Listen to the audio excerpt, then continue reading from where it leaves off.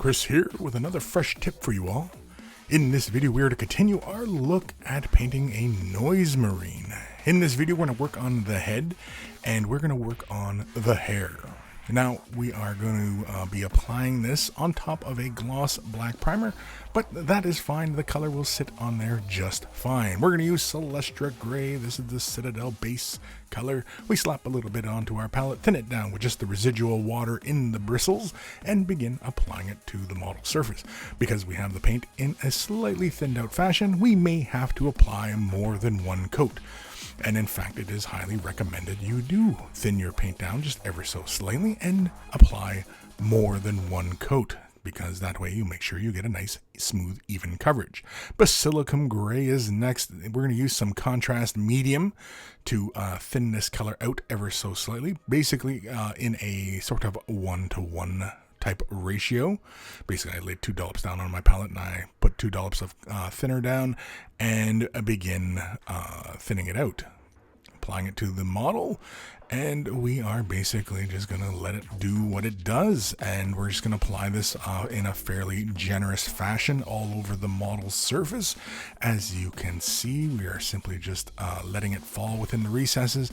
It is providing a slight tint to the hair, but we will correct that later on. So you can see we're just pretty much laying it down, and anywhere it does pool up, just simply wash your brush off, dry it off really fast, and use that bristle action to simply draw the color out of the area.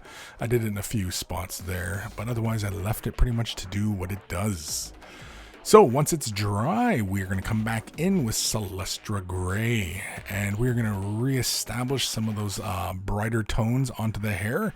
We're kind of going for a white hairdo on this model, and so you can see here, I'm not going the entire length of the hair, as the tinted value of where the Basilicum Gray kind of tinted the Celestra Gray on the raised portions of the hair. I'm letting that remain, and so I'm basically beginning the highlighting portion here. So you can see it's mostly just about 3/4 of the way down each of the little strands of hair that I'm working, and basically establishing these high points. And so again, we're just going about 3/4 of the way down each of the little areas of hair, concentrating more of the color on more of the high points, leaving it a little darker as we get closer to the helmet, and that way we create this illusion of transitions onto the surface. And this is a fairly fast way of doing it.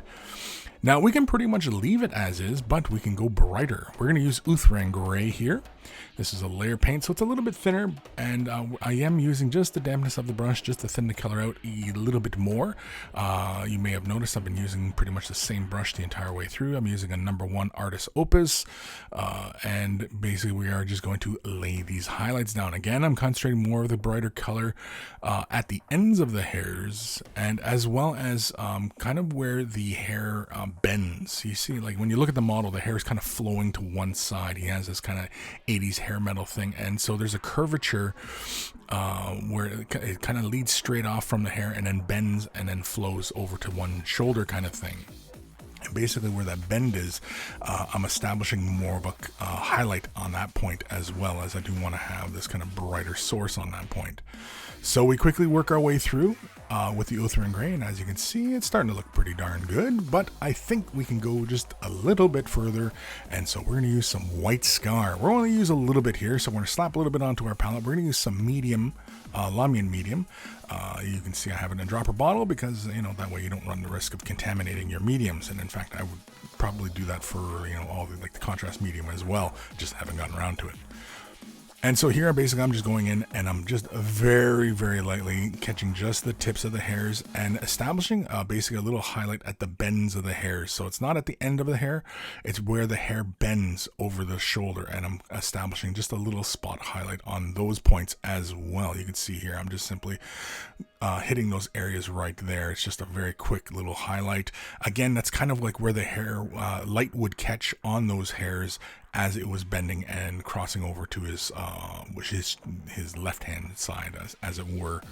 But otherwise, I just come through and basically reestablish some of those highlights, and that is basically it. So I do go over it one more time with a bit more white, just to really kind of bring it out, clean up some spots. I don't really show it on the camera because I bring it up close to my eye because I've got old man eyes, and so it's kind of hard to paint for the camera like this. But as you can see, the hair is pretty much done. We can probably go in and get a little fancier, but I think for now we will leave it as is as we continue to work around the rest of the Noise Marine. And so thank you for watching. Thank you to my patrons, and if you're considering patron support, the link is in the description below. And a huge thank you to everybody on this list as this list does continue to grow. And stay tuned for more fresh tips every Tuesday, Thursday for the time being.